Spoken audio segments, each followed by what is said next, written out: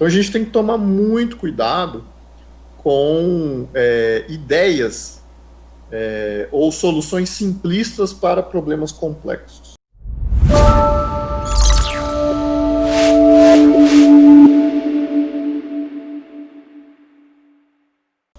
Esse é a grande pegadinha que a gente tem que tomar cuidado. Senão, daqui a pouco, a gente proibiu as bombas automáticas em postos de gasolina, ok. Mas poucas pessoas têm noção que de 15 a 20 centavos que você paga no litro é por causa disso. Né? É para dar emprego para o frentista. Entende? Uhum. Então, corre o risco, daqui a pouco, a gente proibir um monte de coisa, pagar muito mais caro para tudo, os nossos produtos e serviços, e depois a gente, mas o outro país não tem nada disso, tudo é barato. Por quê? Entende? Então, são problemas que a gente vai ter que enfrentar como sociedade, não tem uma resposta simples para isso, mas a advertência que eu tenho o impacto é grande, principalmente em empregos para quem tem uma jornada de entrada ali no mercado de trabalho, tá? E aí cabe a gente nos prepararmos como sociedade para enfrentar esses efeitos colaterais, no mínimo, né? Para não dizer problemas. Vou te colocar uma pergunta. Você falou que já é difícil de responder, de dar uma soluçãozinha, mas qual seria um dos caminhos que você visualiza, né, que poderiam tentar amenizar esses impactos, principalmente aqui no nosso país? O que você acha que poderia acontecer? Olha, eu diria que o seguinte, nós precisamos de no mínimo, uma qualificação em massa para o mundo digital. A gente está falando de um novo publicitário, de um novo advogado, de um novo médico. A geração que está vindo atrás de nós, né, ela é nat digital. Nós somos convertidos, convenhamos, né? Eu nasci um mundo analógico, né? Mas está vindo uma geração aí que não faz sentido você esperar o horário de um programa. Sim. Não faz sentido para eles, né? Por mais que a gente aceite isso, que os que vêm atrás de nós, você está doido, né? Então, da mesma forma, não faz sentido você ir num consultório hoje e receber uma receita em papel, pelo amor de Deus. Né? É quase que luz à vela, né? Então, se a gente continuar formando esse tipo de profissional, ele vai ser substituído mesmo, não tem conversa, não tem minhas palavras, entendeu? A gente não tem o problema do Dr. Google, né? As pessoas vão preferir o Dr. Google, a geração que vem aí vai preferir. Uhum. Entende? Assim, o professor também, tá, gente? Para não ficar falando da área dos outros, né? O meu grande desafio hoje é como que eu mantenho a atração de alunos concorrendo com as aulas do YouTube. E aí? Entendeu? Não é. Falar dos outros é fácil, né? Vamos falar da minha. E aí? Entende? Só que a gente tem que entender que o que é bom para a sociedade incomoda alguns nichos classistas. Vamos proibir então aula no YouTube. Uhum. Entende? Né? Então é isso que a gente tem que se atentar aí para esse, né, eu não diria nem futuro, para esse presente à porta. Né? E as pessoas citam algumas profissões como não substituíveis, né? Mas normalmente as pessoas falam isso não têm a ideia do que está acontecendo de fato, né? Principalmente não tem. Por exemplo, vou citar um exemplo. A gente está implantando a correção automática de redação, né? Aí, bom, alguns acham sensacional, mas obviamente a gente começou a receber críticas também. Que absurdo, uma máquina, né? Se uma máquina consegue avaliar uma redação, que é um negócio abstrato, que exige desenvolvimento de ideias, quer dizer que está errado, né? A gente está fazendo alguma coisa muito errada na hora de avaliar. E, bom, o que um corretor faz é um padrão. Ele busca um padrão na correção da redação, né? Mas muda o tema. Mas é um padrão. Se alguém não entendeu isso, né? E aí, ok. O fato a máquina vai lá e dá uma nota dividido pelas 5 competências, que é o critério do Enem, né? E aí vai lá e olha, a competência 1 sua nota foi tal, competência 2 sua nota foi tal. Onde isso ajuda e onde está a limitação? Ajuda de você dar esse feedback inicial, né? Sai lá, nossa, uso da norma culta da língua. Sua nota está baixa. Então você consegue, né, pensar mais nesse quesito. Agora, a máquina, por enquanto, ela não vai lá, tipo assim, olha, Leandro, né, você tem que se esforçar mais. Sabe aquela coisa mais, como posso dizer assim, Humana. oi? Humana? Humana, isso, né? Do engajamento, eu me fugiu o termo agora, mas da empatia, da motivação, entendeu? Pô, você deixa esse o papel pro professor, que realmente o ser humano é insubstituível, cara, né? Agora, se você está fazendo trabalho de máquina, entende? Vou Aí fazer, realmente a gente precisa rever o que você faz, né? fazer uma brincadeira. Fazer uma brincadeira. Os coaches, então, estão garantidos. Boa, boa, boa. Talvez os coaches estejam garantidos, vamos todos virar coach. Então, o que acontece? Agora, na correção automática de redação, eu vi ontem, tá? Da gravação desse nosso bate-papo aqui, um challenge, né, de desafio. Aparece um anúncio de um produto e aí você tem que votar. Isso foi escrito por uma máquina ou por um humano, um redator profissional humano. Sabe qual foi o resultado? Não dá para distinguir mais. Não dá. Ou seja, a gente nem tem que preocupar se a máquina está corrigindo nossa redação. Possivelmente o que a gente está lendo já foi. Uma parte já é escrito por máquinas. E aí? Entende? Tá vindo coisas aí que as pessoas não têm ideia. Vou puxar esse gancho rapidamente.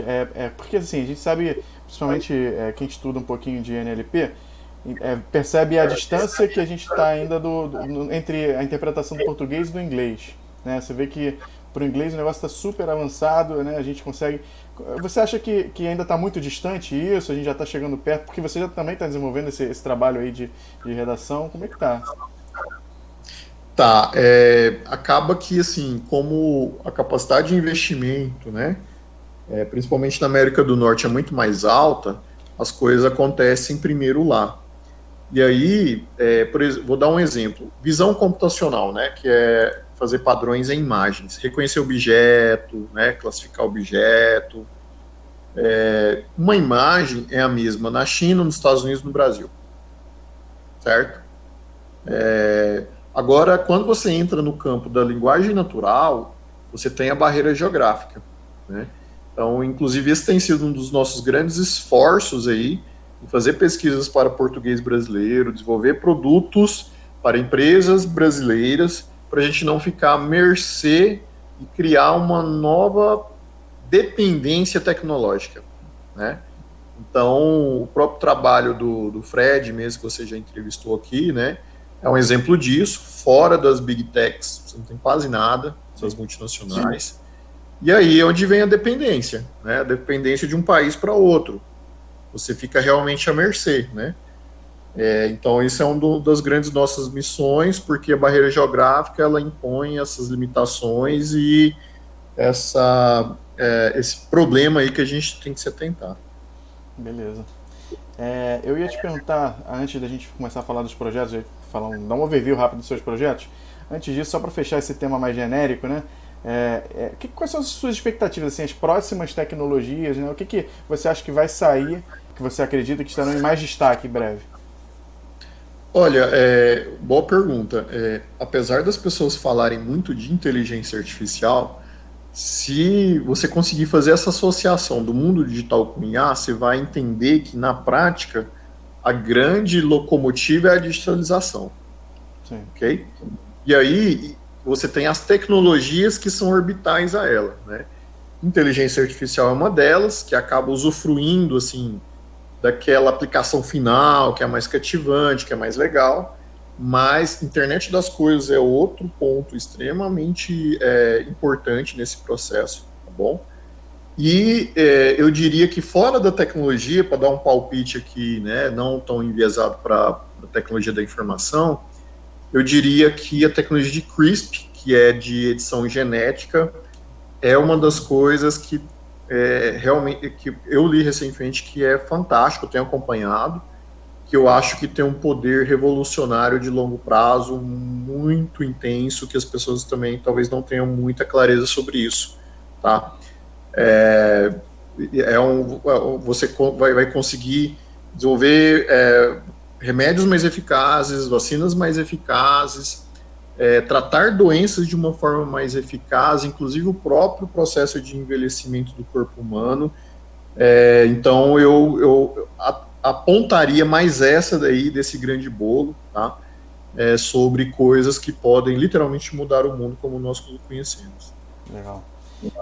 Para quem se interessar mais, é só procurar sobre CRISPR-Cas9. Mas assim, com relação assim as mudanças com a IA diretamente, você vê, porque a gente tem nos Estados Unidos lá uma mudança grande sobre na parte jurídica, né?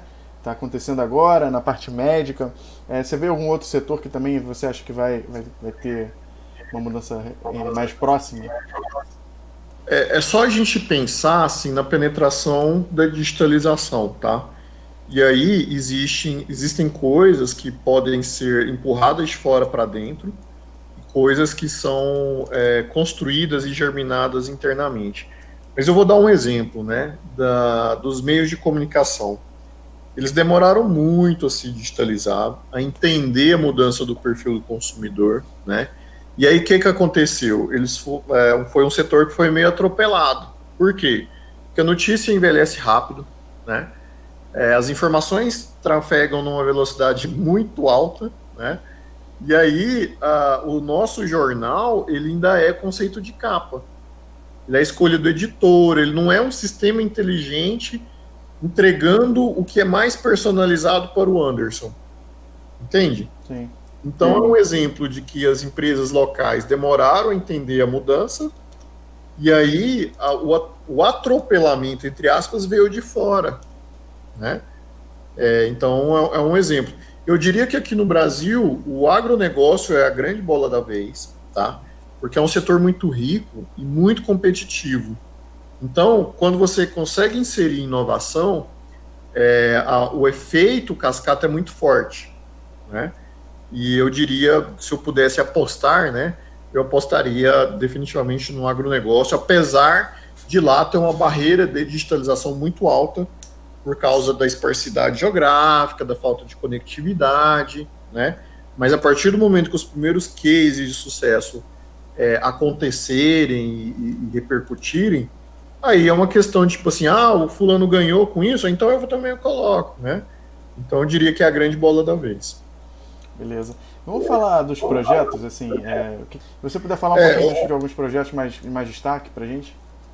A gente tem um portfólio bem grande de projetos, né? Eu vou tentar lembrar os que estão mais frescos. Eu citei a correção automática de redação, ok? A sintetização e clonagem de voz, que já foi um tema aí do bate-papo com o Fred. Eu não posso deixar de citar o veículo autônomo da Syncer, é uma startup que nasceu aqui. É um veículo autônomo de pequeno porte, né? Não estamos falando de veículo de passeio, mas é um fato bem relevante, porque é uma tecnologia que agrega praticamente muita coisa de inteligência artificial, né? E que nos coloca num clube um pouco seleto, tá? Por quê? Porque é um robô que não usa APIs cognitivas de terceiros, é tecnologia própria mesmo, né? E que nasceu aqui, made in Brasil 100%, né?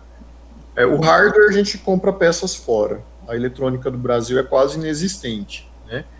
Mas a parte cognitiva é toda feita aqui. Caramba, e aí, esse eu não conhecia.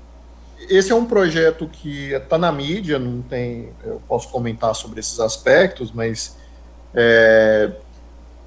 estamos com um piloto aí com o pessoal do iFood na entrega para First Mile, Last Mile, que é aquela situação que você tira a comida de um lugar, entrega para o motoqueiro, ou o motoqueiro deixa para o robô terminar de entregar, né?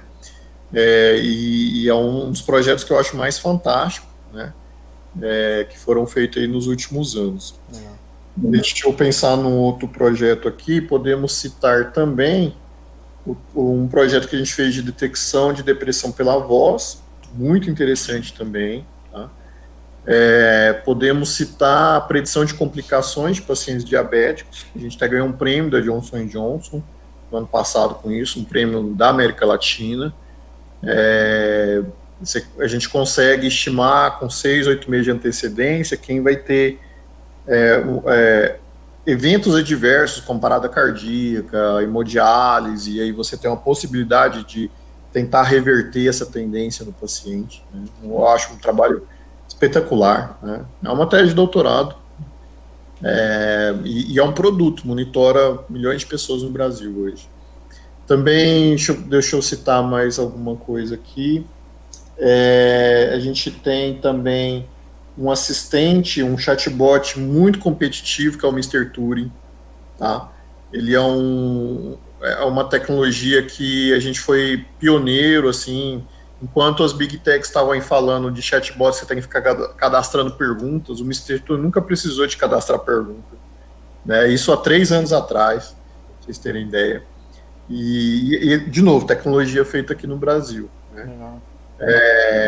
E eu acho que diria que, assim, mais recentemente, são alguns dos principais, né, que a gente fez aí nos últimos anos. Os alunos vão ficar chateados se você não lembrar de algum projeto dele. Você me colocou numa saia curta aqui, eu tenho certeza. Não, mas fica tranquilo, é porque eu não combinei com você, né? Então, deem um desconto aí pro professor, pessoal. Deixa eu te perguntar mais uma coisa. Depois eu queria tentar fazer uma lista desses projetos, e aí eu vou colocando os links, né? Vou colocar no vídeo, né, os links para as pessoas conhecerem um pouquinho mais de cada projeto. Aí tem 2 coisas que eu queria falar com você. Tem uma parceria que eu conversei com o Fred, da Cyber Labs, com a faculdade, né? E também eu verifiquei que você também participa de uma empresa chamada DataH. Eu queria que você pode explicar para a gente essa relação. Faz parte dessas pontes que você constrói, né? São todos os contratos com a universidade, né? Com a Universidade Federal de Goiás. E, assim, a gente tem que pensar assim, nós somos universidades e os alunos precisam de emprego quando saem, não precisa? Sim. Né? Então, realmente a gente tem como missão, assim, ajudar as empresas a serem mais competitivas, né? Senão, a gente fica com o resto que sobra dos empregos que o pessoal não quer lá fora, né? Pois é. E aí, então são contratos de P&D, essas empresas investem aqui na universidade, e diga-se de passagem, sem subvenção, e não é lei de obrigatoriedade, não é desconto em imposto, não é nada disso não, tá? É aquela coisa assim, cara, toma aqui o recurso, e a gente vai tentando alimentá-los, né, com coisas que ajudem eles a ser mais competitivos, né? E ao mesmo tempo, o aluno, ele tem uma proximidade, né, com os problemas, com as coisas que dá para fazer com a empresa, que é uma coisa fantástica, fantástica, né? Ontem mesmo, né, eu recebi uma mensagem de um aluno que fez disciplina, nem é assim do mestrado, doutorado, mas que fez disciplinas com a gente, professor, eu fiz as 2 disciplinas como aluno, né, externo, e aí o projeto me ajudou a ter um portfólio aqui e eu consegui um emprego novo. Ele mandou essa mensagem, assim, cara, que legal, é isso mesmo que a gente quer, espera e sonha, né? E aí tem, assim, vários casos que eu poderia contar, né? De que, pô, o cara ganhava, assim, 3 mil reais, hoje ele ganha 15, entendeu? É isso que a gente tem que sonhar como sociedade, né? A universidade como impulsionadora de carreiras, como um ator que ajuda a empresa a ser mais competitiva e que você gera esse ciclo virtuoso, né? Então, esses são contratos que a gente tem, não é só essas empresas, a gente tem mais, a gente tem a America's Health, que é uma empresa de tecnologias para a saúde muito próxima a nós, a gente tem a Copel, né, que também é uma parceira de longa data, que investe em projetos conosco.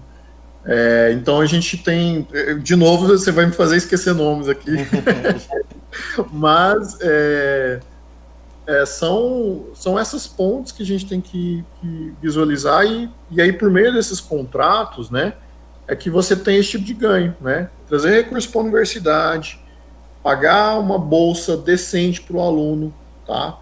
E já gerar esse contato profissional prematuro com o aluno, e por aí vai. Eu acho que Viabilizar.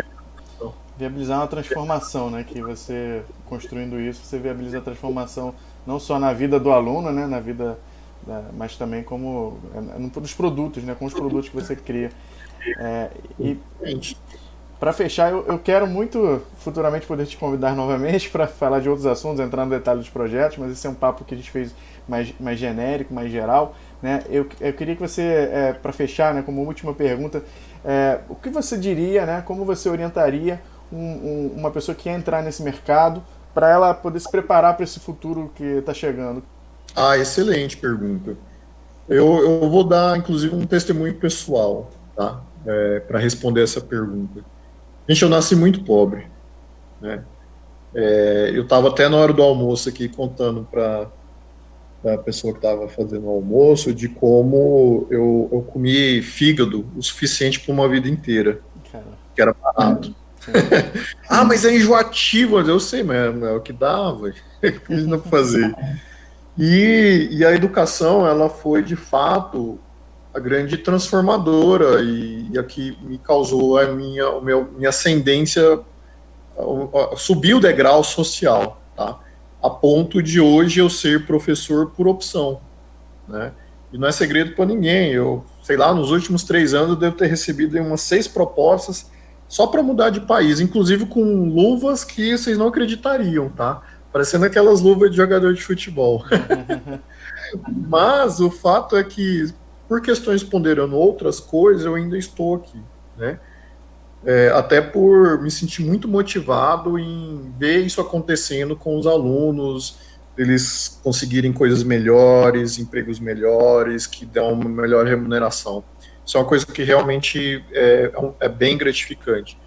E eu costumo dizer para os alunos que vêm fazer os nossos cursos, né, as próprias disciplinas que eu mesmo ofereço, etc., de que, olha, gente, se você quer um santo graal, um milagreiro, você vê o lugar errado. Isso não existe. Ninguém vai resolver os seus problemas rapidamente. Isso não existe, né? A minha própria construção dessa minha jornada pessoal de vida é uma coisa que demorou 20 anos para 20 não, um pouco menos, uns 15 anos para realmente, oh meu Deus, agora eu não sou tão carente mais, né? E aí eu costumo dizer para os alunos que assim, olha, tá faltando profissional? Tá, não tá? Por que falta? Primeira pergunta, por que falta? Porque é fácil? Não. Eu escolhi a engenharia por formação, né? Eu estudei na graduação por programas sociais, né, diga-se de passagem, mas eu era um bom aluno, né? E eu escolhi assim, cara, eu vou fazer engenharia. Assim, mas eu tenho que fazer alguma coisa em que seja difícil, porque eu quero realmente mudar de vida. Eu pegava um ônibus para ir para a faculdade, que era a minha maior motivação, lotado, o inferno, sabe? Muito difícil. Eu digo para meus alunos, falei, gente, eu realmente pegava aquele ônibus assim, eu vou estudar. Vamos passar por isso, né? Agora, só você precisa ser perseverante, não tem jeito.